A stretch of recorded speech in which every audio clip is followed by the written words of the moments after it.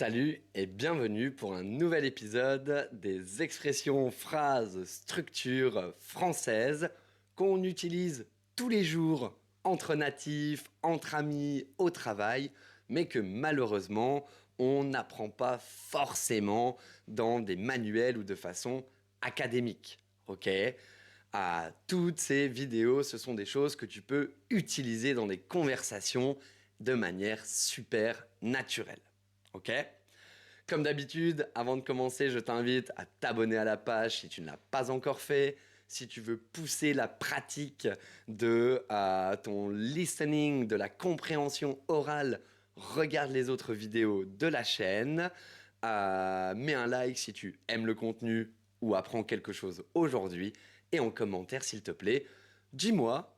Bon, là aujourd'hui, ça va pas trop servir, honnêtement.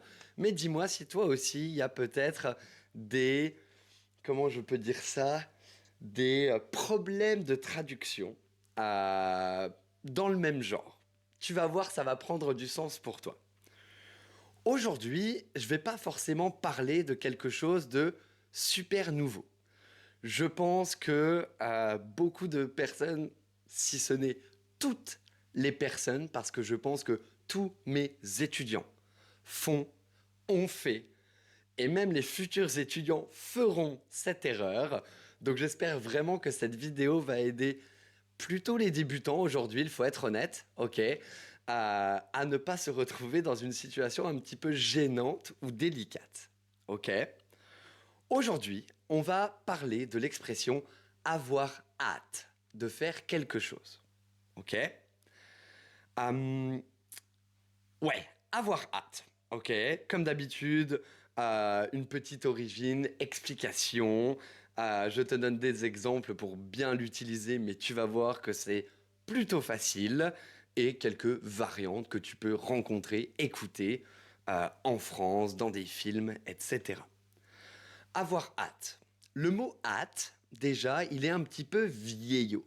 Ok. Au Moyen Âge, on l'utilisait pour impliquer de la rapidité, de la précipitation. Marcher avec hâte, c'est encore quelque chose que tu vas pouvoir lire, peut-être, mais c'est très vieux comme expression. Mais ça veut dire marcher vite. Ok? Et petit à petit, avoir hâte, il a pris le sens d'attendre quelque chose avec impatience. Ok? Comme si tu voulais que le temps il aille plus vite. Ok? Donc aujourd'hui, quand on dit j'ai hâte, ça veut dire je suis impatient, je suis content à l'avance, j'attends ce moment avec beaucoup de plaisir. Ok? Et là, c'est l'erreur que tout le monde fait. Attention, on ne dit absolument pas je suis excité. Ça, c'est la traduction littérale de l'anglais. Tout le monde fait cette erreur. Tout le monde. Là, tu vas me dire, wow, c'est juste une erreur comme une autre, etc. Pas vraiment. Tu sais que dans beaucoup de situations en anglais ou dans ta langue maternelle, en fait, j'ai hâte pour quelque chose. C'est quelque chose qu'on utilise très souvent. Mais je suis excité en français, ça a une connotation beaucoup plus intime et personnelle. Ok? On ne parle pas d'avoir hâte pour un événement de rencontrer quelqu'un. D'accord? Donc évite-toi ce piège, ce moment un petit peu gênant en France. Ok? Quelques exemples très rapidement. J'ai hâte d'être en vacances. J'ai hâte d'y être pour un événement. Ok?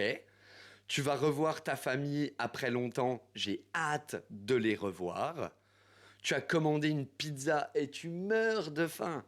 Ah, j'ai hâte qu'elle arrive, cette pizza.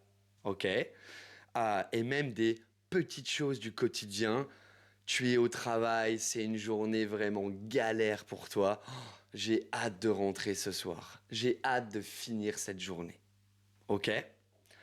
Et enfin, pour finir, évidemment, tu vas avoir les variantes ou manières un peu plus classiques d'exprimer ça. Je suis impatient, vivement demain, j'attends ça avec impatience. Il n'y a rien de très original. Cette vidéo, c'était vraiment pour ne confonds pas, ne dis surtout pas, je suis excité. C'était un peu le message de cette vidéo. Merci de l'avoir regardé.